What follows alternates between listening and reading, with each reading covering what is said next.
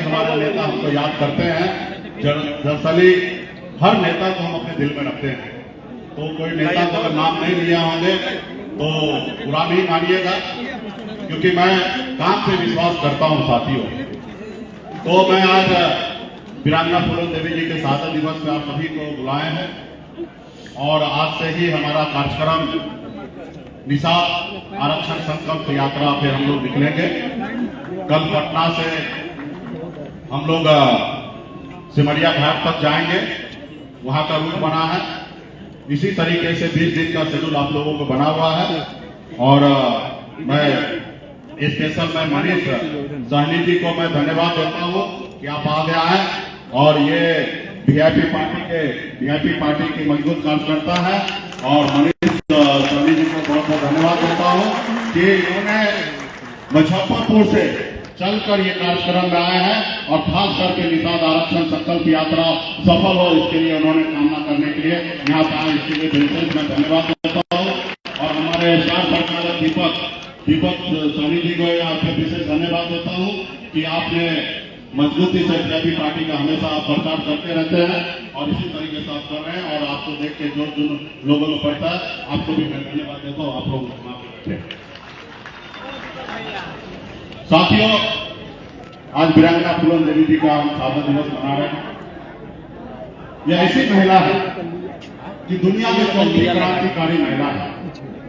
दुनिया को एहसास करा दिए कि सिर्फ महिला खाना नहीं बनाती, सिर्फ महिला चूड़ी पहनना नहीं सीखी है।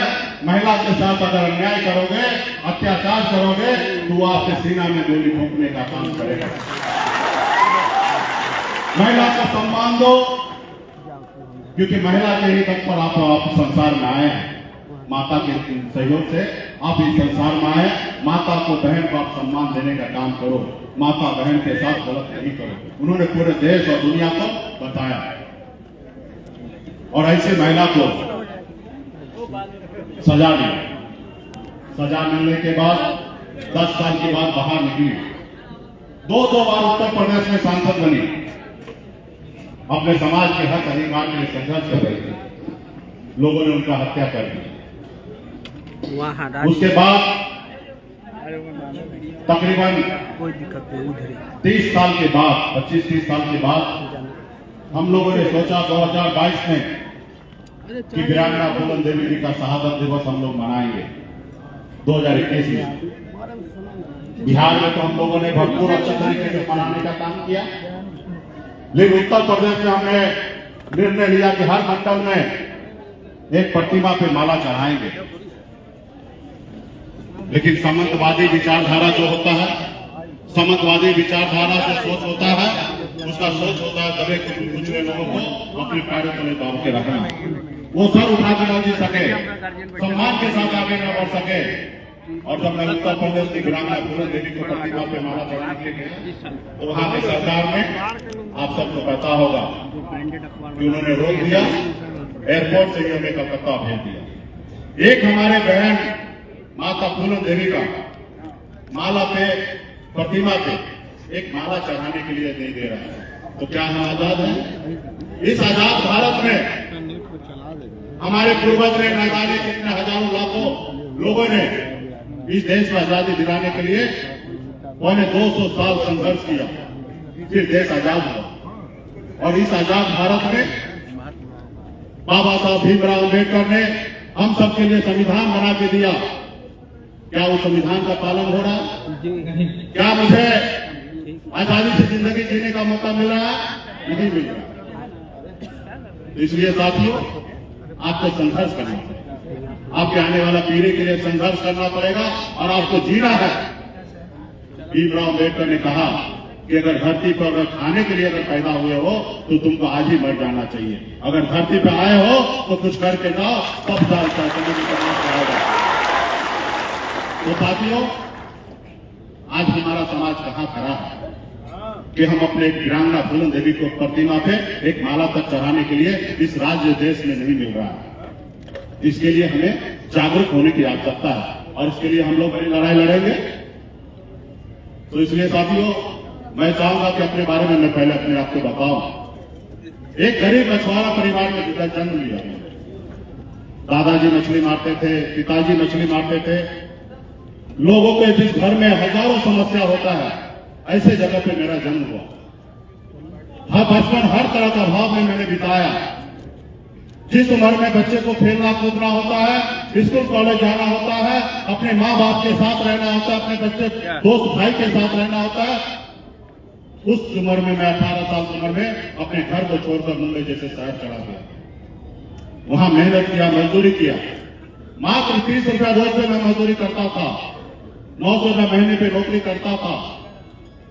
लेकिन मेहनत लगन के दम पर मैंने हार नहीं माना। मैंने मजबूती से लड़ाई लड़ा। अब कुछ ही समय में मुंबई जैसे शहर में मैंने झंडा गाड़ दिया। बेहतर जिंदगी जी रहा था, ऐशोआराम की जिंदगी जी रहा था, महंगे से महंगे गाड़ी में घूम रहा था। जब मैं बिहार आया तो मैंने देखा, गरीबी तो मुझे पता था, लेकिन मैं बॉम्बे जाने का थोड़ा भूल गया था। जब मैं बिहार में आके देखा, लोग चांद पे घर बनाने के लिए सोच रहा है, लेकिन इस धरती पे हमारे लोगों के लिए रहने के लिए घर नहीं है। अब मैंने 2014 से निर्णय लिया कि नहीं, अपनी बेहतर जिंदगी को छोड़कर अपने समाज के लिए, अपने राज्य के लिए, अपने लोगों के लिए, हक अधिकार के लिए मैं संघर्ष करूंगा। और मैंने 2014 से लगातार बिहार में अपने लोगों के लिए हक अधिकार के लिए संघर्ष कर रहा हूं साथियों। और इस संघर्ष में पूरे बिहार का एक एक निषाद का बेटा मजबूती से मेरा साथ दे रहे हैं। और हम लोगों ने, और पार्टी के जितने भी नेता है, सबको गर्व करना चाहिए कि आजादी के 75 साल में जो काम किसी ने नहीं किया, वो हम सब मिलकर वो काम हम करने का काम किए साथियों। हमने लड़ाई लड़ा, हर जगह अपनी ताकत को दिखाया। हमारी हार में भी हमारी जीत हुआ है। हमने जब मुजफ्फरपुर में बचा में लड़ाई लड़ा, भले हम चुनाव हारे, लेकिन 30,000 वोट मिला और हम अपने दुश्मन को हराने में कामयाब हुए। हमने लड्डू बांटने का काम किया। देश एक है, देश के संविधान एक है, देश के प्रधानमंत्री जी एक है, देश के गृह मंत्री एक है, फिर भी हमारे साथ अन्याय। हमारे एक भाई को बंगाल में आरक्षण मिल रहा है, हमारे एक भाई को उत्तर दिल्ली में आरक्षण मिल रहा है, लेकिन बिहार में, झारखंड में, उत्तर प्रदेश में नहीं मिल रहा। ये काम किनका है? ये सरकार का काम है। और मैं लाठी डंडा खा रहा हूं, मार खा रहा हूं, धक्का खा रहा हूं, लेकिन कोई सुनने के लिए तैयार नहीं। चुनाव का समय आता है, मीठी मीठी बात करेंगे, वोट ले लेंगे, फिर भूल जाएंगे। तो साथियों, अब जरूरी है हमें लड़ाई लड़ने का। हमने 7 दिन तक अनशन में बैठा। पहला दिन तो हमारे मीडिया भाई आए, मुकेश सहनी अनशन में बैठे दिखाए। दूसरा रोज तो हमारे मीडिया भाई भी चले गए। पहला दिन नेता लीडर भी आए, वो समर्थन दिए, और दूसरा रोज से नेता लीडर भी गायब हो गए, इसलिए कि मुकेश सहनी को नहीं हीरो बनाना है। मैंने 7 दिन तक अनशन में बैठा रहा, कई समस्या लेके बैठा रहा। राज्य सरकार हो या केंद्र सरकार, कोई सुनने के लिए नहीं आया। फिर मुझे एहसास हुआ कि लोग कैसे सुनेंगे। जिनको सुनाना है, जिस जगह पे लोग हैं, उस जगह पे तो हम भी पहुंच सकते हैं। सिर्फ वैसे काम करेंगे जैसे आदरणीय श्री लालू प्रसाद जी ने काम किया, श्री स्वर्गीय मुलायम सिंह जी ने काम किया, जैसे हमारे बहन मायावती जी ने काम की। क्या काम की? दल बना, बल बना तो उसको बल मिला, और जब बल मिला तो उनके हर समस्या का हल मिला। तो हमने भी निर्णय लिया कि हम भी दल बनाएंगे, और हमने दल बनाया। और हमारे तमाम यहाँ पे मंच में बैठे हुए सभी नेता दिन रात एक करके मेहनत करके, और गांधी मैदान में 5 लाख लोगों को लाके दिखा दिया कि निषाद का बेटा सब एक दल के साथ है, अपनी पार्टी के साथ है। इतना बड़ा शक्ति देखकर, इतना बड़ा ताकत देखकर बिहार के राजनीति में भूचाल आ गया। और एक हफ्ते के अंदर में आदरणीय श्री लालू प्रसाद यादव जी बुला के 3 लोकसभा सीट पे गठबंधन किए और साथ लेके चलने का काम किया। हम लोगों ने साथ में लड़ा, लेकिन जितना शक्ति आपको दिखाना था, आपने गांधी मैदान में दिखाया। आप शायद 2019 के चुनाव में आपने नहीं दिखा पाया। आज अगर 2019 के चुनाव में वो ताकत दिखा देते, तो शायद आज इस तरीके से हमें इस मंच में बोलने की आवश्यकता नहीं पड़ता। आपने खून पसीना बहाया, लेकिन जब फसल काटने का समय आया उस समय आपने फसल नहीं काटा। आप तीनों लोकसभा सीट हार गए। महागठबंधन में भी लगने लगा कि मुकेश सहनी के पास वोट है या नहीं है। फिर एक अग्नि परीक्षा आया सहरसा में, फिर वहां पे हमने अग्नि परीक्षा देकर अकेले अपने दम पर 30,000 वोट लाया और दुश्मन को मैंने वहां पे हराया। और फिर एहसास हुआ कि हमारे पास वोट है। फिर भी उनके मन में संशय था। जब 2020 का चुनाव आया तो आपने देखा किस तरीके से हमारे सीट का घोषणा नहीं किया। उनको लगा कि हमारे साथ वोट नहीं है, गलतफहमी का शिकार हो गया। और जब मैं गठबंधन से बाहर निकला और जब दूसरे गठबंधन में मैं चला गया तो पहला जिस गठबंधन में था वो बिहार का सीएम बनने से 10 कदम दूर रह गए। अगर मैं रहता तो 10 कदम दूर नहीं रहते, 100 कदम आगे रहते। उनको भी मैंने अपनी ताकत दिखाया और फिर हम काम करने लगे, अपने लोगों के लिए हक अधिकार की बात करने लगे। तो अगला तो लगा उन लोगों को जिन लोगों ने हमारे पूर्वज को हमको गुलाम बना के रखा था, उनको लगा कि मुकेश सहनी कुछ नहीं था, तब हमको झुका के 11 सीट ले लिया और यूं ही अपने समाज के लिए काम करते रहेगा तो आने वाले समय में न जाने 51 सीट मांगेगा। एक समय में आएगा 1 सीट मांगेगा और एक समय आएगा अपने दम पर बिहार में सरकार बनाएगा। इसको खत्म करो। उनको मुकेश सहनी से तकलीफ नहीं था, उनको आपसे तकलीफ था, पार्टी के सभी पदाधिकारी से तकलीफ था, पूरे बिहार के निषाद समाज सभी उपजाति से तकलीफ था। बिन बेलदा नोनिया मला चाहे जितने भी हमारे उपजाति है उनसे तकलीफ था। वो नहीं चाहता कि अति पिछड़ा का बेटा अपने दम पे खड़ा हो जाए और दूसरा कोई कर्पूरी ठाकुर खड़ा हो जाए। उन्होंने आपको खत्म करने का काम किया। आपका 4 विधायक ले लिया। आप जहां चुनाव जीते तो वहां कैंडिडेट दे दिया, आपके विधायक को खरीद लिया और आपको उस सरकार से बाहर कर दिया जो सरकार आपने बनाया था। अगर 2020 में हम अगर समर्थन नहीं देते तो बिहार में एनडीए की सरकार नहीं बनता और बिहार के मुख्यमंत्री नीतीश कुमार जी शपथ नहीं लेते। हमारे पास भी बहुत सारा ऑफर था, लेकिन हम एकलव्य के वंशज हैं, अमर शहीद दिब्बा सहनी के वंशज हैं, वीरांगना फूलन के वंशज हैं, वेद व्यास के वंशज हैं। हम कभी किसी के साथ गद्दारी नहीं करते, हम ईमानदारी के रास्ते पे चलते हैं। लेकिन उन्होंने क्या किया? उन्होंने क्या किया? आपके विधायक खरीद लिए, आपको सरकार से बाहर कर दिया। जो सरकार आपने बनाया था, अपने समाज के हक अधिकार की काम कर रहा था। 75 साल के बाद तो बिहार में ऐसा मौका मिला, हम 4 विधायक बनाने में कामयाब हुए, लेकिन हम लोग कुछ नहीं किए। आपने देखा होगा माननीय मुख्यमंत्री नीतीश कुमार जी भाजपा से दोस्ती तोड़े और महागठबंधन में चले गए। ये भाजपा वाले हर एक पंचायत में, प्रखंड में, जिला में, प्रदेश में हर जगह धरना दिए। अरे भैया, तुमसे कल दोस्ती किया था, तुमसे दोस्ती तोड़ लिया, कल पार्टनरशिप किया था, पार्टनरशिप तोड़ के कहीं चले गए, तो इसमें क्या गलती है? इसमें हाथ तोड़ा करने की क्या बात है? लेकिन उन्होंने क्या किया? पंचायत से लेकर और प्रदेश तक उन्होंने धरना प्रदर्शन करने का काम किया। लेकिन आप अपने गिरेबान में तो झांको कि आपने मुकेश सहनी के साथ क्या किया। आपने हमारे विधायक को तोड़ दिया, हम लोगों ने आपको 74 विधायक बना के दिया और उसके बदले में हमने 4 विधायक बनाया। अगर हम आपको पूरे बिहार में वोट नहीं करते तो आप 40 विधायक भी नहीं बना पाते। हमारे दम पर आप 74 विधायक बनाए और पूरे बिहार में सबसे 1 नंबर पार्टी बने। लेकिन 4 विधायक आपको नजर नहीं आया। इसलिए साथियों, हम सबको लड़ना पड़ा। हम सरकार में थे तभी भी लड़ाई लड़ रहे थे, तभी भी मैं उत्तर प्रदेश में जाकर नारा दिया, आरक्षण नहीं तो गठबंधन नहीं, और गठबंधन नहीं तो वोट नहीं। और मजबूती से हमने लड़ाई लड़ा। तो हम आने वाले समय में भी हम बिहार में सांसद, विधायक, मंत्री बनने के लिए नहीं आए हैं। हम बिहार में संघर्ष करने के लिए आए हूं, बिहार में समस्या को दूर करने के लिए आया हूं। बिहार इस सर उठा के दिए और बिहार के निषाद भी सर उठा के दिए, वो करने के लिए मैं आया हूं।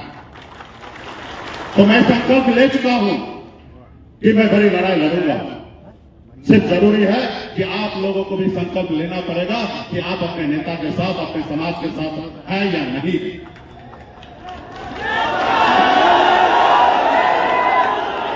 इसलिए साथियों, जिंदाबाद। 2 दिन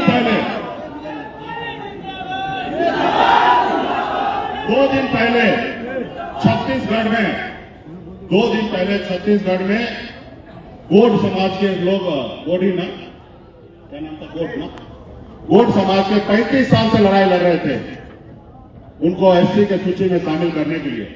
2 दिन पहले ही माननीय गृह मंत्री अमित शाह जी ने उस स्टेट में गए और एक दिन में उस समाज को आरक्षण लागू कर दिया, क्योंकि वो संघर्ष कर रहे थे और वहां पे चुनाव का समय है। 8 लाख वहां की संख्या है, उनको 2 रोज पहले वो एससी की सूची में शामिल हुए। हमें भी वही करना है, ओबीसी से निकालना है और एससी की सूची में डाल देना है। हमें पूर्वज को आरक्षण मिला हुआ है, ये काम 12 घंटे में हो सकता है, 24 घंटा भी आवश्यकता नहीं पड़ेगा। लेकिन इसके लिए माननीय प्रधानमंत्री जी, गृह मंत्री को सोचना पड़ेगा, उनको देना पड़ेगा। हम लोग वर्षों से लड़ाई लड़ रहे हैं, राज्य सरकार एथनोग्राफी रिपोर्ट बना के भेज चुका है और यही समय है अपनी ताकत को दिखाइए। आज वीआईपी पार्टी जितना बिहार में मजबूत है, इससे कम उत्तर प्रदेश में मजबूत नहीं है। खासकर पूर्वांचल में, झारखंड में भी कई जिला में हम मजबूत हैं। हम जिनके साथ दोस्ती करेंगे वो 60 लोकसभा सीट जीतेंगे और जिनसे दुश्मनी करेंगे वो 60 लोकसभा सीट हारेंगे। और जो 60 लोकसभा हारेंगे उनका दिल्ली का सपना चूर चूर हो जाएगा, दिल्ली से वो भाव उतर जाएंगे, कुर्सी को छोड़ना पड़ेगा। तो इसके लिए हम सबको लड़ाई लड़ना पड़ेगा। तो इसलिए साथियों, संकल्प यात्रा पे 100 दिन के लिए यात्रा पे हम कल से निकल रहे हैं। 3 नवंबर तक हम संकल्प यात्रा करेंगे और 4 नवंबर को पार्टी का स्थापना दिवस मनाएंगे, 5 साल का स्थापना दिवस मनाएंगे और दीपावली मनाएंगे और छठी मैया का पूजा करेंगे और उसके बाद निर्णय लेंगे कि किनके साथ गठबंधन करना है। जो हमारी सुनेगा हम उनकी सुनेंगे, जो हमारी नहीं सुनेगा हम उनकी नहीं सुनेंगे। आप हमारा आरक्षण दे दीजिए, आप हमारा आरक्षण दे दीजिए। आप जो कहिएगा मैं मानने के लिए तैयार हूं। आरक्षण नहीं दीजिएगा तो कोई समझौता नहीं है।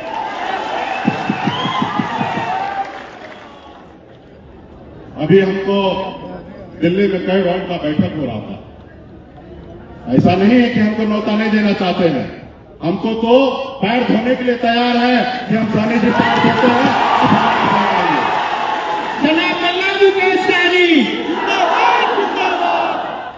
लेकिन हमने सीधा कहा नहीं, हम अगर आपके साथ आएंगे तो हम अपने कंडीशन पे आएंगे, आपके कंडीशन पे नहीं आएंगे। हमारी हर बात को मान लीजिए, तब हम आपके साथ आएंगे, वरना आपके साथ नहीं आएंगे। पूरा गांव फैला के बैठा है कि आप हमारे साथ आइए। अच्छा लोकसभा सीट भी दे रहा है, बहुत कुछ देने का बात कर रहा है, लेकिन हमें कुछ नहीं चाहिए, हमें सिर्फ आरक्षण चाहिए साथियों।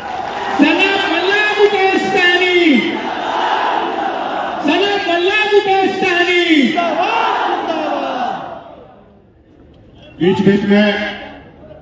बीच में धमकी भी दे देते हैं।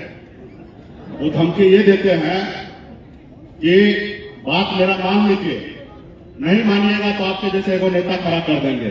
बोला कर दो भाई, हम भी वही चाहते हैं कि हमारा समाज का बेटा, शांति बना रखो, हमारा समाज का बेटा को प्रधानमंत्री बना दीजिए, मुख्यमंत्री बना दीजिए, हमें क्या फर्क गिरता है।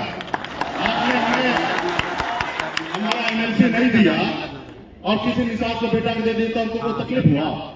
चलो ये तो करना चाहिए, मेरा भी लौटाना चाहिए उधार और उनको भी बनाना चाहिए। लेकिन ये क्या मतलब हुआ कि मेरा छीन कर अपने समाज के बेटा को दे दिया और रहा उनको नेता बनाओ ना। आप समाज का आरक्षण दे दो, हम आपकी बात मानेंगे। तो कभी कभी ऐसा धमकी देता कि आपकी जगह नेता खड़ा कर देंगे, विधान परिषद में एक नेता बना देंगे विरोधी दल का, उसके बाद कभी कभी कहते हैं कि आपका समाज तो वोट बेच देता है। ये भी बात सही है, कुछ हद तक वो जो बोल रहे हैं वो सही है, लेकिन बहुत हद तक साफ हो चुका है। पहले हमारे लोगों पे थप्पा लग चुका है कि निषाद समाज का लोग वोट बेचता है, लेकिन अभी बदल चुका है, ये उनको नहीं पता है। उनको लगता है मेरे पास पैसा है, जब चुनाव का समय आएगा हर पंचायत में पैसा भेज देंगे और नेता को वोट को खरीद लेंगे, क्योंकि आज तक वो यही करते आया है। और जो करते आया है और जो बिकने वाला है तो उनको पता है बिकने वाला चीज है।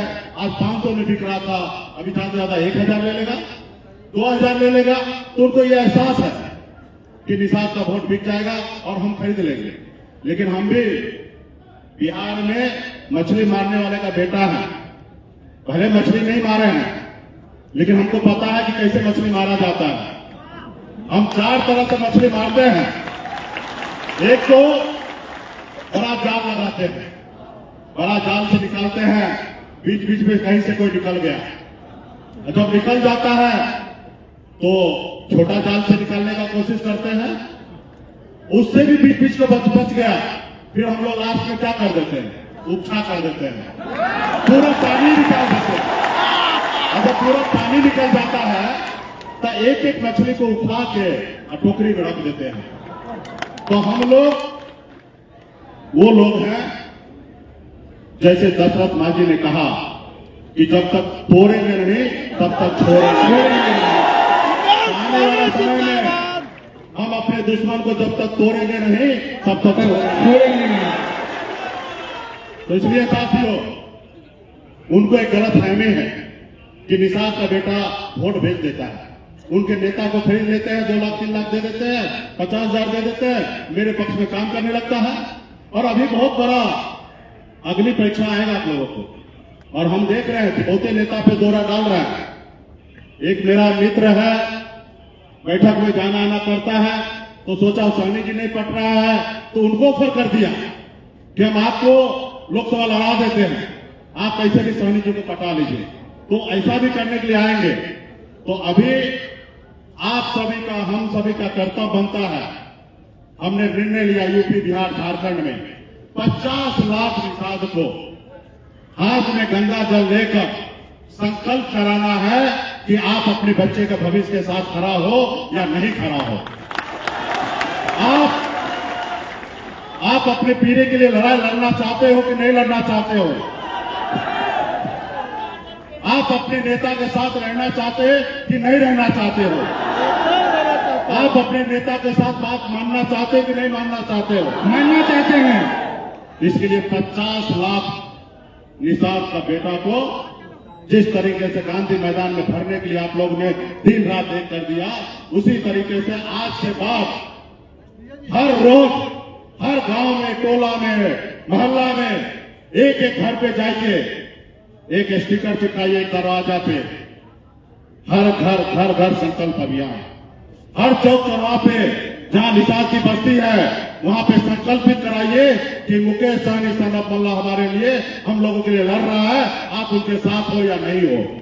जो साथ है उसको संकल्प करवाइए, जो साथ नहीं है उनको बोलिए साइड में बैठ जाइए, ताकि हमको भी पता चल जाए कि निषाद क्रांति, जब निषाद के हक अधिकार की बात हो रहा था, निषाद के बच्चे के भविष्य की बात हो रहा था, उस समय में किसने हमारा साथ दिया और किसने साथ नहीं दिया, वो हमें पता चल जाएगा। और एक एक आदमी से आप जिनको मानते हैं, बाबा केवल महाराज जी को मानते हैं, तो बाबा केवल महाराज का कसम खाना है, संकल्प करना है। आप अगर राम को मानते हैं, प्रभु राम को, तो उनका कसम खाना है। वेद व्यास जी को मानते हैं तो उनको साक्षी मान के संकल्प लेना पड़ेगा। आप अगर जुब्बा सहनी को मानते हैं तो उनको साक्षी मान के संकल्प लेना पड़ेगा। और आप अपने माता पिता पूर्वज के साक्षी मान के संकल्प लेना है कि हम अपना वोट बेचेंगे नहीं, हमारा वोट वहीं जाएगा जहां हमारा नेता कहेगा। हमारा दोस्त जो होगा उनके वोट देंगे, जो दुश्मन होगा उनको वोट नहीं देंगे, तब जाके आपका कल्याण होगा। साथियों, चोट देंगे। अभी मैं एक उदाहरण, एक पैम्पलेट आपको बता होगा, उसके बारे में मैं आपको विस्तार से बता देता हूं। 2018 में राजस्थान में चुनाव हुआ, सनम मल्ला मुकेश सहनी, वीआईपी पार्टी जिंदाबाद। राजस्थान में चुनाव हुआ 2018 में। मोदी जी 2014 में आए, भारतीय जनता पार्टी की बिहार देश में सरकार बना और भारतीय जनता पार्टी के पर्दे के पीछे जग जाहिर है उस संगठन को मजबूत करने के लिए, इस पार्टी को आगे बढ़ाने के लिए आरएसएस का सहयोग होता है और आरएसएस में हर जाति धर्म के लोग हैं, वो सामाजिक काम करते हैं। लेकिन जब चुनाव होता है तो भाजपा को ही मदद करता है। जैसे आज वीआईपी पार्टी है, वीआईपी पार्टी में सभी जाति के लोग हैं। हमारे इधर ब्राह्मण है, भूमियार है, लाला है, कैस है, यादव है, मुस्लिम भाई है, हर जाति धर्म के कुशवाहा मैडम है, सभी जाति वर्ग के लोग हैं। लेकिन इस पार्टी का रीढ़ का हड्डी कौन है? निषाद समाज। निषाद समाज पार्टी के सदस्य है या नहीं है वो मायने नहीं रखता है। उनको लगता है कि ये पार्टी हमारी है, वो पार्टी के पदाधिकारी है या नहीं है, गांव में वीआईपी पार्टी के लिए झंडा उठा के लड़ने के लिए तैयार हो जाता है। उसी तरीके से भारतीय जनता पार्टी को मदद करते हैं आरएसएस, और आरएसएस का एक ही थ्योरी है, गरीब को गरीब बना के रखो और अमीर को अमीर बना के रखो। पहले जैसे राजा महाराजा के समय में समय था वैसा वो चाहते हैं। वो नहीं चाहता है कि गरीब मछली मारने वाले का बेटा भी देश का बड़ा से बड़ा आदमी बने, वो नहीं ऐसे चाहते हैं, क्योंकि उनका थ्योरी में नहीं है। वो आरक्षण खत्म करना चाहते हैं देश को। और दो बार उन्होंने कोशिश भी किया, ट्रिपल टैक्स के नाम पे और हरिजन एक्ट के नाम पे, लेकिन देश के दलित भाई ने रोड पे उतर गया, सरकार को 2 कदम पीछे हटना पड़ा। जब राजस्थान का चुनाव आया तो वहां पे कर्मी सेना और उनके आरएसएस के लोगों ने भाजपा को हराने का काम किया। 4,70,000 वोट नोटा पे गिरा दिया और भाजपा को 30 सीट कम आया और वहां पे 70 सीट मिला और कांग्रेस की सरकार बना, वहां पे चुनाव हार गए भाजपा। फिर समीक्षा हुआ कि हम क्यों चुनाव हारे, तो समीक्षा हुआ कि हमारा जो कैडर है उन्होंने वोट भी नहीं दिलाया और वोट भी नहीं दिया, इसके लिए हारे। जब आपस में समझौता हुआ कि आरक्षण अगर खत्म नहीं कर सकते हैं तो ठीक है, सामान्य वर्ग को 10% आरक्षण दिया जाए। माननीय प्रधानमंत्री जी ने बात को माने और 10% आरक्षण दिए। मैं कोई आरक्षण का विरोध नहीं करता हूं, मैं भी चाहता हूं जाति जो भी हो, ब्राह्मण हो, राजपूत हो, भूमियार हो, लाला हो, जो भी जाति हो, अगर गरीब का बेटा है तो स्कूल बना के सरकार का काम है देना। अगर गरीब का बेटा है तो उसके लिए हॉस्पिटल का व्यवस्था करके देना। अगर गरीब है, अगर उसको ऊपर लाने के लिए अगर आरक्षण देने की व्यवस्था है तो आप दीजिए। मैं मना नहीं करता हूं कि तो आपने क्यों दिया, आप दीजिए उनको। लेकिन जो वर्षों से, हजारों साल से शोषित है, पीढ़ी है, उनको क्या? आज हम लोगों को भी हम मांग करते देश में जाति का गणना कीजिए, जिनकी जितनी संख्या है उस जाति को उतना संख्या में आरक्षण आप दे दीजिए। लेकिन आप क्या कर रहे हैं? 50% में 85% को बांट कर रखे हैं और 50% जनरल रख दिए। उसमें भी 10% अलग से आपने निकाला है, वो भी 8 लाख कमाने वाले को आप गरीब मान रहे हैं। तो मेरी जो पॉलिसी उनके लिए बना है वही पॉलिसी हमारे लिए भी बनाइए। हम तो ब्राह्मण, भूमियार, लाला से अमीर तो नहीं है। जो आरक्षण उनको 10% दिए वही आरक्षण हमको दे दीजिए, हमको नहीं दीजिए दूसरा आरक्षण। हमारे पास भी वही टैक्स रख दीजिए। 8 लाख से कम कमाने वाला जो लोग है उनको आरक्षण दीजिए, 8 लाख से ज्यादा कमाने वाला है उनको मत दीजिए।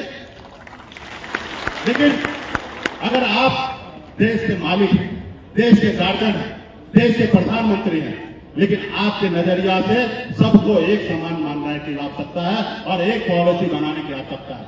लेकिन चेहरा देख के तो नहीं पॉलिसी बनेगा। अगर चेहरा देख के पॉलिसी बनेगा तो कैसे साथ चलेगा?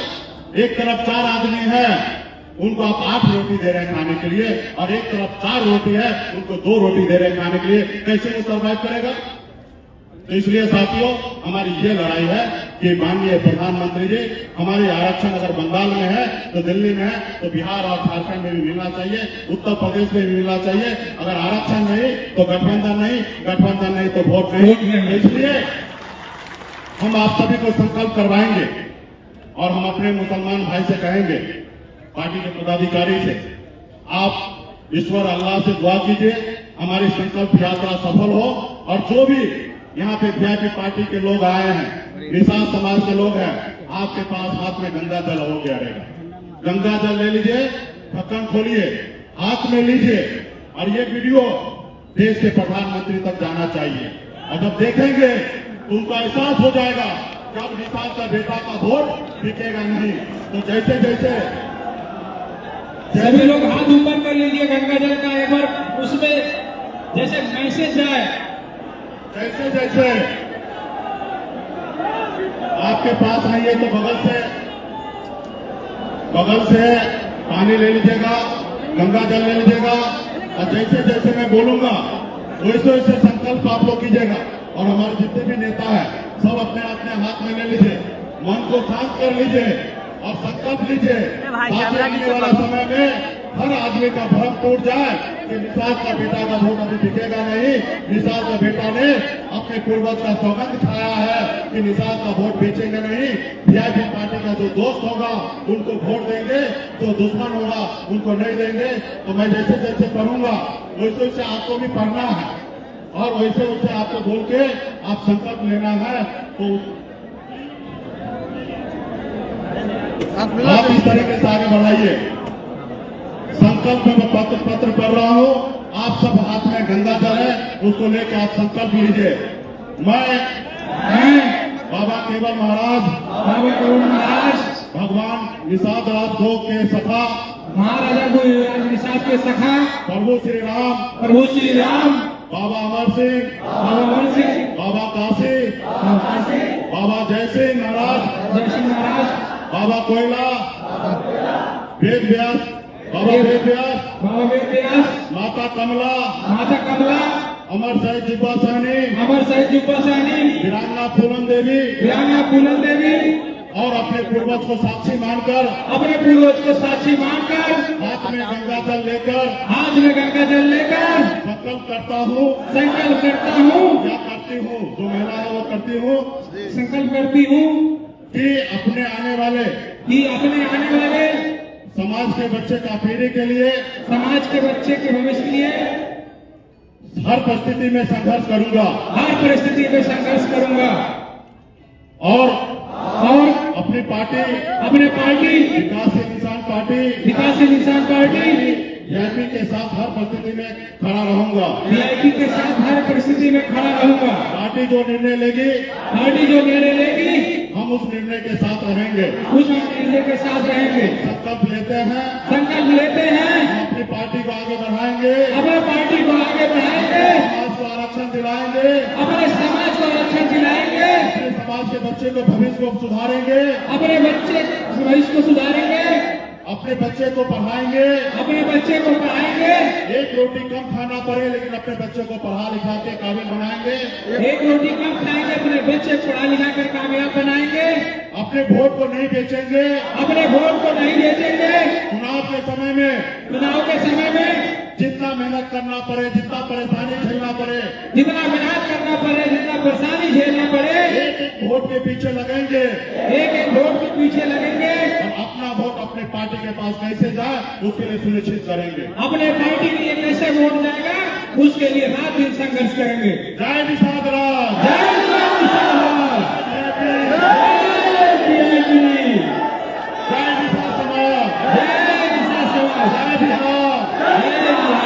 सब समाज की जय। इसलिए साथियों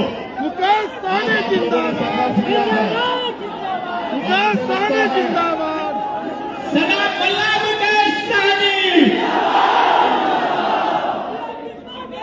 और एक निषाद को अपने आप में मान लीजिए कि ज्यादा से ज्यादा निषाद को कैसे संकल्प कराना है।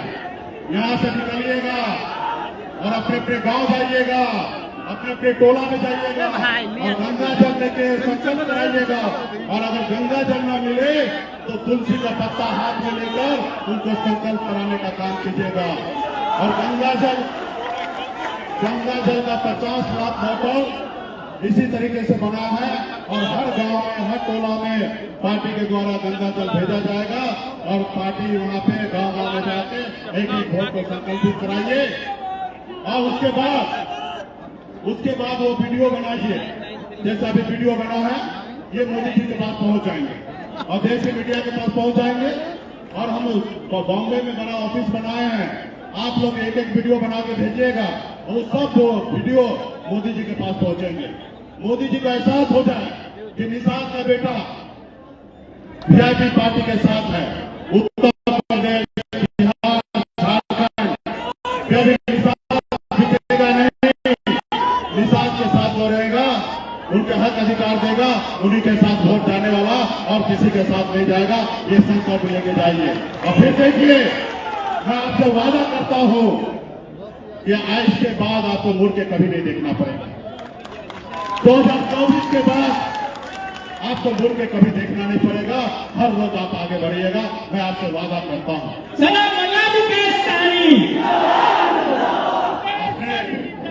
आपने टीवी मीडिया में देखा होगा, रथ बना है। सिर्फ रथ का फोटो वीडियो देखे हैं तो बिहार के लोग परेशान हो गए। और सबका एक ही सवाल है, कितना रुपया लाते कहां से? तो भाई आपके पास ईडी सीबीआई है तो भेजिए, उनको हम बताएंगे। और आप लोग कल से अब पार्टी के जितने भी नेता हैं वो चाहे तो पटना में रुकिए।